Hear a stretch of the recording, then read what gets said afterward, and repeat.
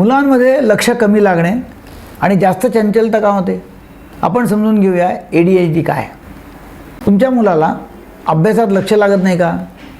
ते एका जागी शांत बसू शकत नाही का? वारंवार वस्तू विसरतो का? शिक्षक वारंवार तक्रार करतात का? बऱ्याच वेळा पालक हे खोडकरपणा, हट्टीपणा किंवा आळस समजतात, पण अनेकदा यामागे एक वैद्यकीय समस्या असते. ती आहे ADHD, attention deficit hyper activity disorder. तर आज आपण समजून घेऊया ADHD म्हणजे काय, त्याची लक्षणे काय आहेत आणि त्यावर उपचार कसे केले जातात. नमस्कार, मी डॉक्टर दीपक गळेकर, मानसोपचार तज्ज्ञ म्हणून गेल्या 44 वर्षांपासून अकोल्यामध्ये प्रॅक्टिस करतो आहे. मी सेक्स थेरपी, हिप्नोथेरपी, सायकियाट्रिस्ट पण आहे आणि गेल्या 44 वर्षांपासून आम्ही लोकांचे मानसिक स्वास्थ्य ठीक करण्याकरता प्रयत्न करत असतो. आजच्या काळात मुलांमध्ये लक्ष न लागणे, अभ्यासात अडचण, जास्त चंचलपणा आणि इम्पल्सिव्ह बिहेवियर या समस्या खूप वाढताना दिसत आहेत. पण समस्या अशी आहे की अनेक पालक आणि शिक्षक ADHD ओळखू शकत नाहीत, म्हणून योग्य माहिती असणं अत्यंत आवश्यक आहे. तर ADHD म्हणजे काय?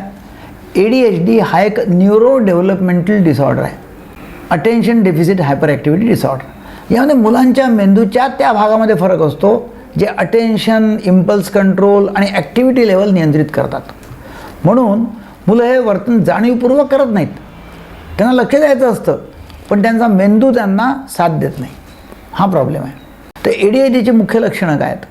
ADHD मुख्यतः 3 प्रकारामध्ये विभागल्या जातात. लक्षणं जी आहेत त्याची ती. नंबर 1 आहे इनअटेन्शन, म्हणजे लक्ष कमी लागणे. अशा मुलांमध्ये खाली लक्षणे दिसतात की अभ्यासात लक्ष लागत नाही, वारंवार वस्तू विसरणे, गृहपाठ अपूर्ण राहणे, सूचना समजून घेण्यामध्ये अडचण येणे, पुस्तक वाचताना लक्ष लवकर विचलित होणे, वस्तू हरवणे, पेन्सिल, पुस्तक, बॅग वगैरे. अनेक पालक असं म्हणतात की मुलगा खूप हुशार आहे पण अभ्यासात लक्ष देत नाही. हे ADHDचे एक सामान्य लक्षण असू शकतं. नंबर 2 आहे हायपर ॲक्टिव्हिटी, जास्त चंचलपणा. अशा मुलांमध्ये खूप ऊर्जा असते, एका जागी बसणं त्यांना कठीण होऊन जातं. इकडून तिकडे तिकडून तिकडे सतत हालचाल करतात, खुर्चीवर सतत बसले असताना असं करतील. खूप बोलणं, वारंवार वर्गामध्ये उठणं, तिकडनं फिरणं, शांत खेळांमध्ये सुद्धा त्यांना सरस वाटत नाही. अशा मुलांना अनेकदा खूप खोडकर किंवा खूप चंचल असं म्हटलं जातं. तिसरं आहे इम्पल्सिव्हिटी, घाईत कृती करणे. हे ADHDचे तिसरे महत्त्वाचे लक्षण आहे. विचार न करता बोलणं, इतरांच्या बोलण्यात मध्येच बोलणं, स्वतःची पायी येईपर्यंत थांबू न शकणं, पटकन निर्णय घेणं. यामुळे मुलांना शाळेत आणि सामाजिक आयुष्यामध्ये अडचणी येऊ शकतात. ADHD किती मुलांमध्ये आढळतो? वैज्ञानिक अभ्यासानुसार सुमारे 5 ते 7% मुलांमध्ये ADHD आढळतो, पण अनेक वेळा तो ओळखला जात नाही आणि मुलाला कमकुवत विद्यार्थी किंवा समस्या निर्माण करणारे मूल असं समजलं जातं. ADHDची मुख्य कारणं काय आहेत? ADHD मागे अनेक कारणं असू शकतात. नंबर 1 अनुवंशिक कारण, जेनेटिक फॅक्टर्स. जर कुटुंबात कोणाला ADHD असेल तर मुलांमध्ये त्याची शक्यता वाढते. नंबर 2 ब्रेन केमिस्ट्री, मेंदूमधील डोपामिन आणि नॉरएपिनेफ्रिन या न्यूरो ट्रान्समिटर्समध्ये असंतुलन निर्माण होतं. नंबर 3 गर्भावस्थेतील कारणं, गर्भावस्थेत स्मोकिंग किंवा अल्कोहोल घेतलं असेल तर, किंवा प्रीमॅच्युअर बर्थ झाला, कमी वजनाने जन्म झाला. नंबर 4 जीवनशैलीशी संबंधित कारणे. आजच्या काळात जास्त मोबाईलचा वापर, गेमिंग ॲडिक्शन, अनियमित झोप, शारीरिक हालचालींचा अभाव, अशी अनेक कारणं ADHDची असू शकतात आणि त्यामुळे हे लक्षणं वाढू पण देतात, म्हणजे वाढू पण शकतात यामुळे. तर ADHDचं निदान कसं केलं जातं? ADHDमध्ये काही ब्लड टेस्ट नाही आहे किंवा काही स्कॅन होत नाही. सायकियाट्रिस्ट किंवा सायकॉलॉजिस्ट त्याला तपासतात, त्याचं वर्तन निरीक्षण करतात आणि त्यातूनच त्याचा निर्णय होतो की कोणता आजार आहे. पालक आणि शिक्षकांकडून माहिती घेतली जाते, काही सायकॉलॉजिकल टेस्ट असतात त्या दिल्या जातात, सायकॉलॉजिकल असेसमेंट केलं जातं आणि नंतर मग त्याचं निदान केलं जातं. आता ADHDचे उपचार कोणते कोणते आहेत? तर ADHDवरती प्रभावी उपचार उपलब्ध आहेत, ही एक चांगली गोष्ट आहे. Number 1 behavioural therapy. यामध्ये मुलाला शिकवलं जातं लक्ष कसं वाढवावं, इम्पल्सिव्हिटी जी असते ती कशी कंट्रोल करावी किंवा कशी नियंत्रित करावी. नंबर 3 दिनचर्या कशी ठेवावी. नंबर 2 पेरेंट ट्रेनिंग आवश्यक आहे. मुख्य पालकांना शिकवलं जातं की मुलाला कसं मोटिवेट करावं, पनिशमेंटऐवजी पॉझिटिव्ह रिएन्फोर्समेंट कसं करावं हे पण शिकवलं जातं. स्पष्ट नियम आणि रुटीन तयार करणे आवश्यक आहे. नंतर येतो नंबर मेडिकेशनचा. काही प्रकरणामध्ये किंवा काही मुलांमध्ये सायकियाट्रिस्ट मेंदूतील केमिकल्स बॅलन्स करण्यासाठी औषधं देतात.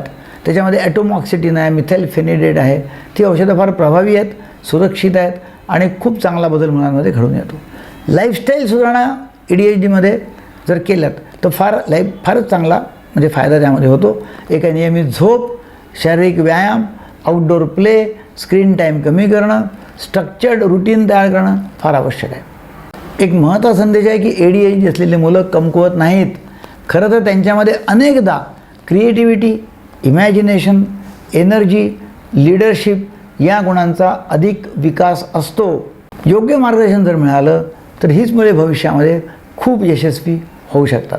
आपल्या मुलाला जर ADHD असेल तर त्याचा मोफत उपचार आमच्या हॉस्पिटलला होऊ शकतो. आपल्याला आणायचं आहे आयुष्यमान भारत कार्ड, मुलाला घेऊन यायचं आहे आणि संपर्क करा Sanmitra hospital OPD, Kelkar हॉस्पिटलजवळ, Ramdaspeth, Akola, Maharashtra.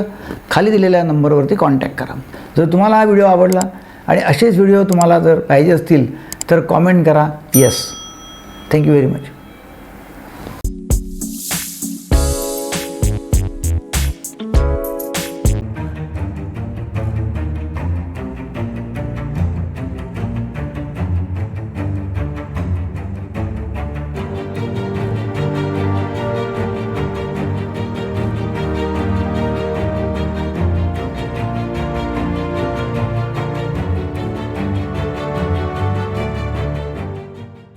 Sex समस्याओं के बारे में मेरे काफ़ी सारे वीडियोस हैं. उसका हमने एक ऑनलाइन वीडियो रिकॉर्डिंग करके वर्कशॉप, एक कोर्स बनाया हुआ है. वो कोर्स जो है ऑनलाइन कोर्स, उसमें करीब करीब 60 वीडियोस हैं और उसमें हिप्नोटिज्म की भी है कि हिप्नोटिज्म के माध्यम से नपुंसकत्व, शीघ्र पतन कैसे ठीक करना और काफ़ी सारी सेक्स समस्याओं के बारे में जानकारी दी हुई है. वो समस्याओं की जानकारी से आपकी सभी सेक्स समस्याओं का समाधान हो सकता है. तो ये आप ऑनलाइन रिकॉर्डिंग कोर्स जो है, तो ये ऑनलाइन रिकॉर्डेड कोर्स आप हमारे ऐप से ले सकते हैं. उसका डिस्क्रिप्शन नीचे दिया हुआ है, लिंक दी हुई है ऐप की. और वैसे ही आप टेलीग्राम ग्रुप से आप यदि जुड़ जाते हैं, हमारे व्हाट्सएप ग्रुप से जुड़ जाते हैं या वेबसाइट से, तो आपको ये ऑनलाइन कोर्स के बारे में जानकारी हो जाएगी. ये ऑनलाइन कोर्स करके आपके सभी समस्याओं का समाधान हो जाएगा. आप नीचे जो नंबर दिए उसके ऊपर भी कॉल करके वो ऑनलाइन कोर्स खरीद सकते हैं. इंस्टा मोजो की भी लिंक दी हुई है, उसमें आप डायरेक्ट पेमेंट कर सकते हैं. Thank you very much.